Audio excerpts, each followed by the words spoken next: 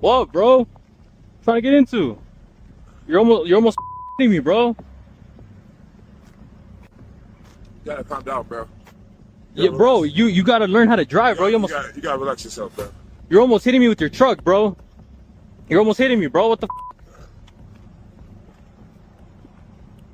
In my lane and shit, bro. Come on. So allegedly, Jon Jones swerved into this guy's lane 3 times, nearly causing a crash. The driver flipped him off, and that's when this happened. So who was in the wrong? Jon Jones got himself into another issue on the road. A video comes out of Jon Jones approaching a guy who's recording him. And Jones walks into the guy and starts flicking him off after the guy was getting mad at Jon Jones for swerving around, saying Jon Jones was driving recklessly, and the guy in the video was giving it to Jon. He had Jon Jones walking to him, slowly approaching with his hand in his pocket. And we all know Jon carries, and Jon Jones had his hand in his pocket at night on the road, stopping in front of this guy. Already one of the most dangerous men in the history of the planet, and that's what he's doing. And then this guy still proceeds to keep telling Jon that he's driving horribly, learn how to drive. Jon walks up to him telling him he has to calm down, and the guy still keeps telling him you have to learn to drive. Then Jon just flicks him off. How is it that Jon Jones constantly gets himself into these situations, even though he's pushing 40 nowadays? After all of the extracurricular things that have occurred throughout his UFC career and him approaching 40 years of age right now, how is he now still in these types of situations where he's apparently driving recklessly, getting in a guy's face and flicking him off? And this obviously isn't the greatest of looks either. I get it's kind of like a protection thing for Jones in the event of something happening, but it's still all just insane to me. Video came out of Jon Jones, and the story went like this. Jon Jones is out driving. Jon Jones is being reckless, almost cuts a guy off. Then you get the other side of the story, which is just the opposite. Jon Jones is out driving, and some guy is getting reckless, and some guy cuts Jon off. The whole thing culminates in what looked like a parking lot, like some kind of a commercial area and some other businesses around. The guy's in his vehicle, and Jon gets out, and Jon's walking over to him. All right, fight fans, let's break down the incident that sent shockwaves through the MMA world, Jon Jones and his parking lot confrontation. Early reports were all over the place, with conflicting accounts. Was Bones driving aggressively, or did someone cut him off?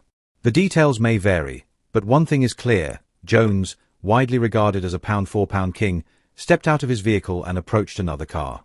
Given his history, that single decision instantly turned what could have been a minor road incident into something far more serious and potentially dangerous. Even without the full story, the tension is undeniable. It's the kind of moment where everything feels like it could escalate at any second. And what can you gather by that? I mean, Jon did seem calm. Is that relevant? Yeah, I think so. In the middle of a road rage, as a guy being calm. More concerning, though, is Jon had his hand in his pocket. What was he holding in that pocket? I don't know. Many people speculate a gun. Jon is known to travel with guns. Jon never said anything about it. He never threatened the guy. Like, I have a gun. I'm just sharing with you, me as an observer looking at it. What a terrifying scenario. Footage shows Jon Jones appearing unusually calm, almost eerily composed for a road rage situation. But that calm presence is quickly overshadowed by one unsettling detail: his hand firmly in his pocket. For someone of Jones's stature and history, especially with past reports suggesting he may carry a firearm, this isn't just a casual gesture. It instantly raises the tension and turns the situation into something far more serious, potentially even life-threatening. Now imagine being on the other side of that moment. The pound-for-pound king, completely calm, is slowly walking toward you with his hand in his pocket. That alone is enough to make anyone uneasy. It's a genuinely intimidating and chilling scenario. The guy is telling Jon something, bro. Like, the number one used word here was bro. Both of these guys went really heavy on the bro. So they're both doing the bro back and forth, but neither one of them seemed angry. Ultimately, Jon Jones gives the middle finger, which Jon has an ability to give the middle finger in a somewhat humorous way. You'd expect a heated, explosive exchange in a road rage situation, especially with Jon Jones involved. But instead, what we hear is something oddly polite, almost repetitive bro talk that feels completely out of place. Even stranger, it doesn't sound like either side is truly angry. At one point, Jones even throws out a middle finger that comes across more humorous than hostile.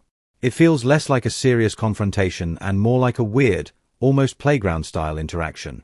That contrast is what makes the situation so confusing.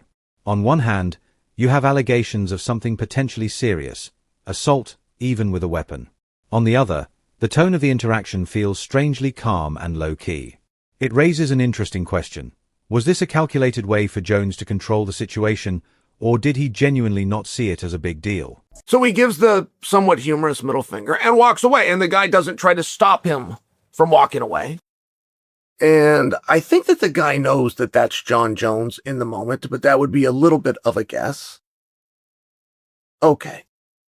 That's where this ends. Jon leaves. Jon then has the help of a PR team that releases this statement that he was proud of his decision-making in this moment because he will not allow himself to be bullied. Jon Jones leaves the scene with a surprisingly light-hearted middle finger, while the other driver chooses not to follow. There's speculation that the individual may have recognized Bones, which adds an extra layer of complexity to the situation. Shortly after, his PR team quickly released a statement framing the incident in a different light, emphasizing that Jones was proud of his decision-making and refused to be bullied. It's a classic narrative shift, presenting Jones as someone standing his ground rather than escalating the conflict. For a fighter whose career has had its share of ups and downs outside the octagon, that kind of messaging is powerful in shaping public perception. Not bad. I mean, there's not a lot of things that you can turn to. There's not a ton of things that you can do. There's also not a huge apology that one would have to give. Like, everybody's got a camera these days, but for some reason, nobody turned the camera on until they're already in the parking lot. So what led us to this moment? And then you also have to understand that Jon's team doesn't know for sure that this other guy doesn't have video leading to this moment. The PR statement, while clearly strategic, stands out for what it doesn't include. There's no apology. In today's world, where everyone has a camera, managing these situations becomes even more complicated. Yet somehow, the most important moments often go unrecorded. In this case, the biggest gap in the entire story is the missing footage from before the parking lot confrontation involving Jon Jones. Was he actually cut off, or was he the one driving aggressively? Without that key context, both sides are free to shape their own version of events. Jones's team seems well aware of that uncertainty. By pointing out that they don't know what the other driver may have had or intended, they subtly shift the narrative toward caution and self-defense, adding another layer to an already unclear situation. And any time you can become the victim, you win. You win. The most powerful person in America is not the pundit or the professor or the politician. The most powerful person, it's not the astronaut or the doctor or the lawyer. The most powerful person is the victim. You can run that right into public service. You could run that right to the getting yourself a spot in the United States Senate. So he used the word bully. He wasn't going to allow. Therefore, that makes him a bully stopper, which makes Jon the hero. It's not bad. It's not bad. I have a concern with the gun. This is where the PR strategy really stands out. The speaker breaks down the power of the victim narrative in shaping modern public perception, pointing out that the person seen as the victim often gains the most sympathy.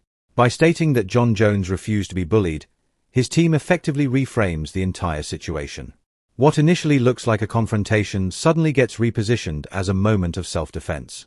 In that shift, Jones is no longer just someone approaching another driver. He's presented as someone standing up to intimidation. It's a classic example of narrative control, carefully designed to steer public opinion in his favor and reshape how the incident is viewed. I just have a concern in those situations, and there's been prior incidences. And booze and firearms is just a very dangerous thing. And we get this road incident, which many are going to call rage. But from the piece of video that we saw, there was no rage. I don't know what it was that Jon wanted. Did he want a certain respect? Did he want to give a lesson to the young man? Did he want to tell him, these roads are dangerous, make sure you slow down. I don't know. We never really got to any of it. This brings us to a far more serious concern, one that goes beyond any PR narrative: the potential presence of a firearm. The speaker's worry is clear, especially when considering Jon Jones's past incidents and the dangerous mix that can come from alcohol and weapons. Even though the footage doesn't show obvious rage, Jones's true intentions remain unclear. Was this a show of dominance, an attempt to send a message, or something more aggressive? These unanswered questions, combined with the possibility of a weapon, cast a heavy and unsettling shadow over the entire situation. It shifts the tone from a strange roadside encounter to something that could have escalated into a far more dangerous scenario. But if you're the young guy and John's walking up to you, and let's just say in a hypothetical that guy had a gun. Had that guy used the gun, there would be no trial. There would be no jury of any kind. Regardless of who swerved, who sped, who cut who off. If one guy stays in his vehicle where he is supposed to be, and another person exits the vehicle and approaches you where they're not supposed to be, there's not going to be a big, long discussion. And it doesn't seem like there's anybody out there that can get a hold of John, if you will. Anybody that can explain it to him. This is the critical legal perspective that everyone needs to understand when it comes to road rage situations. The speaker presents a harsh reality. If the other driver had been armed and felt threatened when Jones stepped out of his vehicle, there might never have been a trial or a jury involved. Regardless of who initiated the conflict on the road, getting out of your car to confront someone is an instant escalation that places you in a legally dangerous position. It serves as a powerful reminder that even a world champion like Jon Jones is not immune to the serious, and potentially deadly, consequences of street confrontations. It also underscores how those around him have seemingly failed to drive home this crucial lesson.